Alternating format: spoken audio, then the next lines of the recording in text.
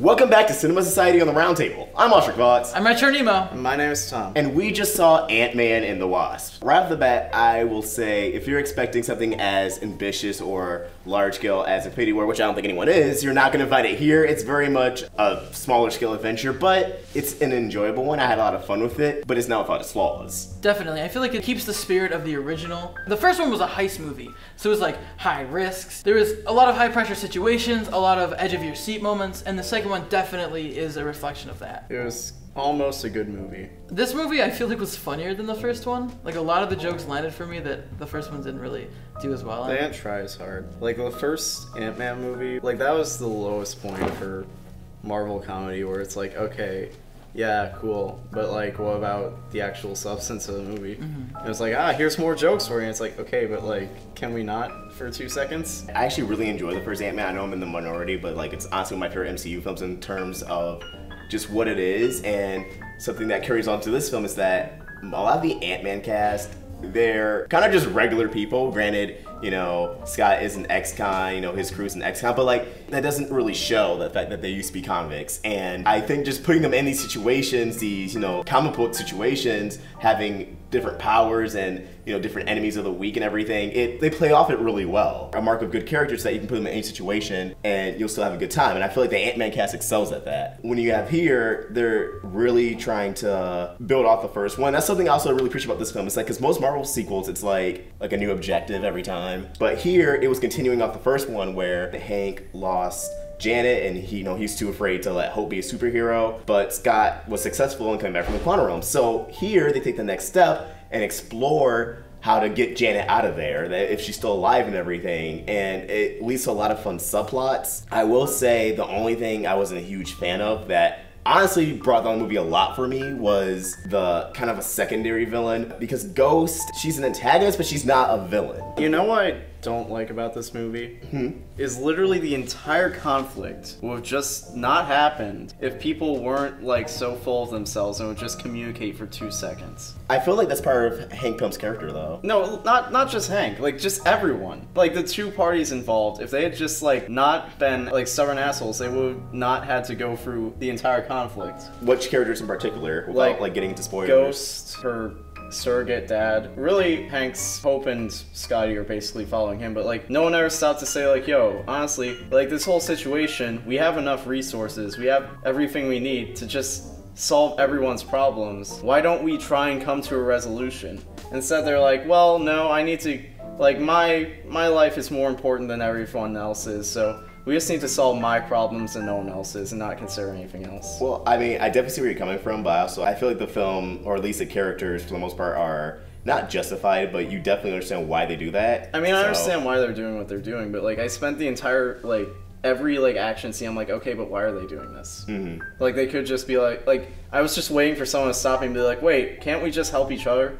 Yeah. Like, what Should we reason? go into spoilers? Yeah, I think at this point we're gonna go into spoilers. All right. But Yeah. wait, so what would you guys give the film before we go into spoilers? 7 out of 10. Yeah, like a soft 7. See, I'm not gonna number scale, so I'm just gonna say it's enjoyable. It's not a perfect movie by any stretch of the imagination. It definitely has its flaws. I feel like it gives into a lot of tropes and cliches, but it still tried to be a bit more complex than the first one. And it's definitely, I feel like, a continuing trend in the Marvel villain where, you know, the villain isn't, from their perspective, they're not evil, and you can see where they're coming from. Yeah. I mean, that's a recent trend, though. They haven't always done that, I don't think. Well, with Marvel, it's that they obviously don't see all these other films coming out when these films are in pre-production. Phase 3 has had a consistent theme of villains being justified in what they want to do, whether if it's with Zemo, you know, he lost his family to Sokovia, now he's trying to tear the Avengers apart. Hela, she was locked away for thousands of years, now she's trying to get retribution. Killmonger, he was basically just thrown aside by Wakanda, and he felt like he could make a difference for,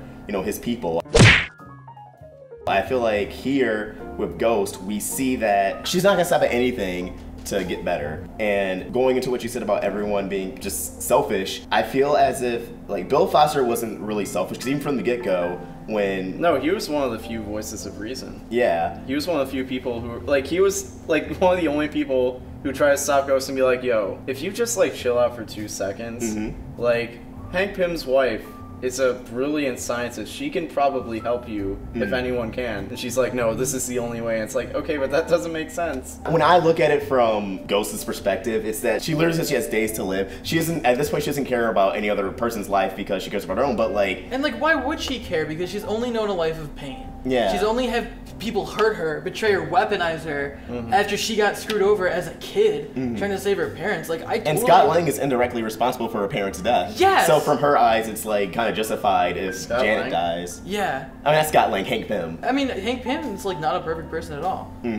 No, Like- he's a dick. Yeah, like his family's really cool. They But I have feel like powers, that's the but- point of his character. That's true. So, I mean, yeah, like it really could have just been solved out through talking, but just because of who Hank Pym is, It really felt like the only reason they didn't do that was because it's a superhero movie and they have to have action.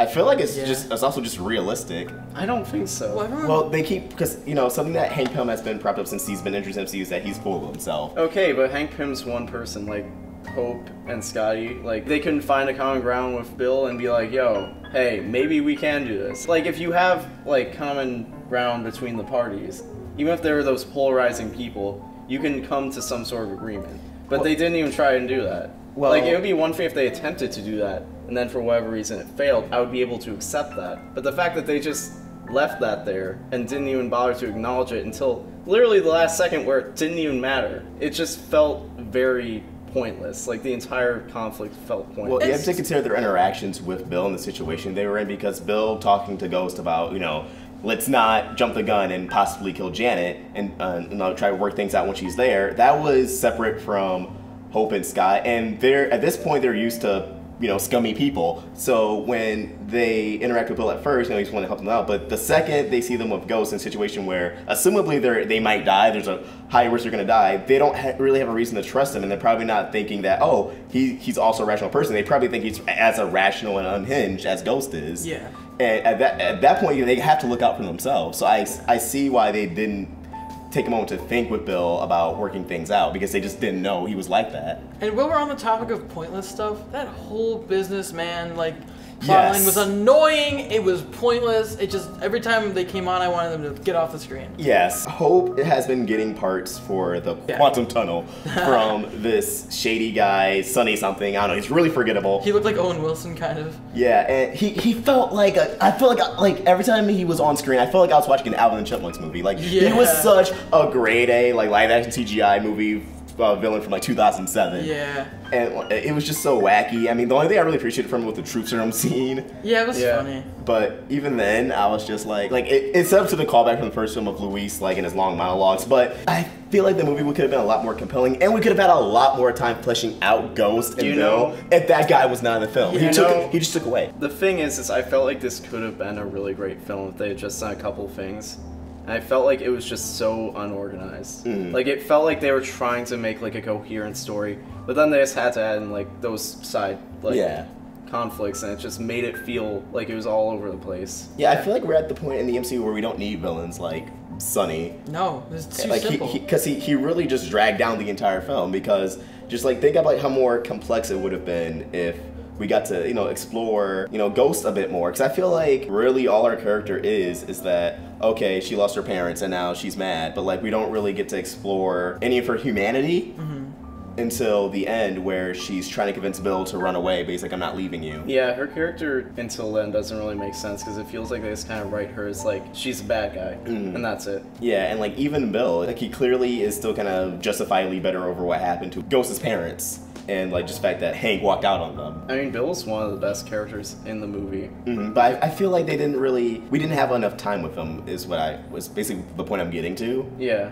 Because it's just like he's introduced, and then it's like, is he evil? But then he's like rational. Like, you know, it's never really, I feel, properly explored. Like, Yeah. I feel like even though Lawrence Fishburne brought us A game with it, I just felt like they were kind of just going through the motions with them. Right, it wasn't like an arc, it was just like sporadic. Yes, Oh, just Exactly, things happening in exactly succession. why I think they should at least try to have some sort of resolution. The fact that he's rational doesn't actually mean that much Yeah. in the story that they have. If they tried to find some sort of common ground, then maybe it would make sense. Like, for example, let's say Ghost is just that unhinged, and she's like, I don't care, I'm doing this no matter what. And then he tries to go and like join the other side, and that's everyone against her, because low-key she's kind of OP with her powers. Then it would be more compelling. Then it would seem like it makes more sense because he would still want to be able to save Ghost, but he would also want to work together with Hank and the whole crew. So I feel like that would make a much better story. To build off what you said, I feel like there was like no motivations to keep doing what they're doing. Like they say like, okay, well, you know, extracting the energy could kill Janet, but like they never really scientifically go into that. And I feel like for like the world's smartest geniuses, it should have like, you know, gave more compelling reasons than, well, she might die. She might die. Do you know? No, but she might. Yeah, and like it actually ties into like what Scott says, or I think in the middle of the film, he's like, "Do you guys just put quantum in front of everything?" 'Cause that's what it. Honestly, that's what the writing felt like. Like sci-fi terms.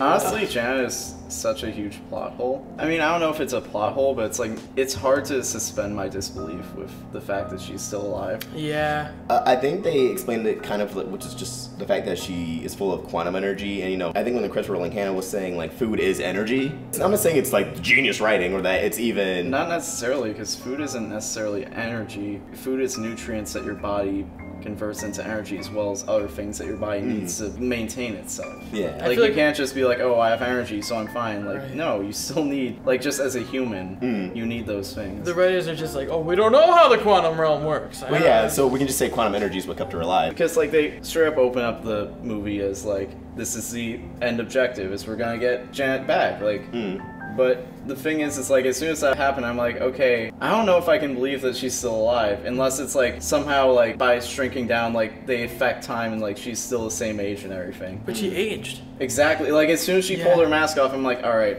yeah, this is... I feel like they only aged her just so it wouldn't be weird that Hank Pym's wife was significantly younger than him. But then that's just dumb. Because it's suspension of disbelief, like Tom said. Like, it can only stretch so far. But I mean, it's Marvel. Aside from the post-credit scenes, there was some laying the groundwork for the future. Like, I definitely think we're gonna see more of Ghost, and I think Ghost will probably like end up becoming part of. If they do the new Avengers, she'll be on the roster for sure. But wait, she doesn't have any powers now. Well, no, it was because they were. I think from the post-credit scene, it was a part they were getting more quantum energy so she can sustain herself. Like, she's only gonna be sustained for so long. But even then, that doesn't mean she's gonna lose her powers entirely. And you know, Ghost in the comics, I believe I'm not too familiar with Ghost, but I know they still have their powers. I don't think they would introduce them for just one film. Yeah. Especially since, you know, they weren't the antagonist. Can we just talk about the fact that they made an antagonist that wasn't an exact clone of the protagonist? I really appreciate that. Yeah. Because, you know, Killmonger is just an evil version of T'Challa. Bucky and Winter Soldier was just Cap. And it made the action sequences a little more interesting. Yeah. Just to not have it be like the same thing, like going against, like they had different aspects, like pros and cons for each side, like strategically using them. Yeah, and I really enjoyed the action scenes in this film, but at the same time, I felt like they got not repetitive, but a little bit. With the cars shrinking and stuff. It just felt like they were doing the same thing with different objects.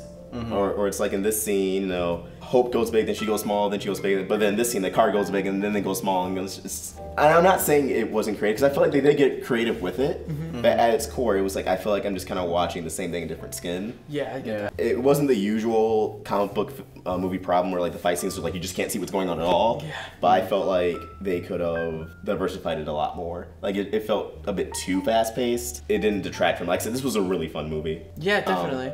Can we talk about that after credit scene? I'll get there in a sec, but going back to what I was saying about the Avengers 4 groundwork, so not only like they wouldn't have introduced Ghost and kept her a protagonist, or at least let her open-end to become a protagonist if they didn't plan on using her in the future. Cassie, she was saying, I was the one who I was referring to when I said that you needed a partner, or that at the end of the movie she was like, I want to help people like my dad, and we know in the comics, Cassie Lang does become a hero. I'm not sure what her alias is, but it's just like Ant-Man. So I felt like that was also laying the groundwork. But the post-credit scenes, so this film's timeline, like a lot of people were saying it happened right after Civil War, it actually feels as if it happens concurrently with Infinity War because they reference Scott's on house arrest in that, but he's about to get off house arrest in here. So the post-credit scene, they're sending Scott to the quantum realm to get more quantum energy, assumably for a ghost, and maybe just for research in the future. And he gets sent in there, and right before he goes in there, Janet says, don't go into a time vortex, which obviously is planting the seeds for Avengers 4 and likely how Scott's gonna get out of this predicament. But once he's in there, he gets the energy, he's ready to come out, and the signal cuts. And then they just cut back to everyone else, and they're just piles of dust. Yeah. It was like mid-dusting, they're just floating. And I really like the way it was shot, because it could have just been like a simple shot of like the dust just floating away, but like they did like slow motion, they like panned around. I think that was really creative. It was a good reveal. Yeah. And now Scott's stuck in the quantum realm, but like I said, I think the time vortex is going to be the way out, and but he's still going to be really small, right? Presumably. Honestly, I'm not sure. I think it might be that he could, if he gets into a time vortex, he might be, like, his suit can go back to normal size. Because the suit can go back to normal size. At least I missed something. They didn't really explain in the movie why he couldn't just press a button and go back large again. Well, it's because his limiter. It's like something with the limiter. Yeah, his thing was malfunctioning the entire time. Yeah. Yeah, so assumably once he's out and he'll go back to normal. Yeah. But that makes me think that maybe Avengers 4 will open up like in a bad end timeline. Like we're gonna see a timeline like beyond like just like a year or so after the movie, and that's what's gonna bring in those set photos of like Tony Stark looking like really old with his hair. Like his hair's like blondish and like he just looks older. So I think that's what's gonna happen. I think he's gonna end up going through a time vortex, and then Tony, you know, he's gonna meet up with Tony, and then they're gonna go back in time that way.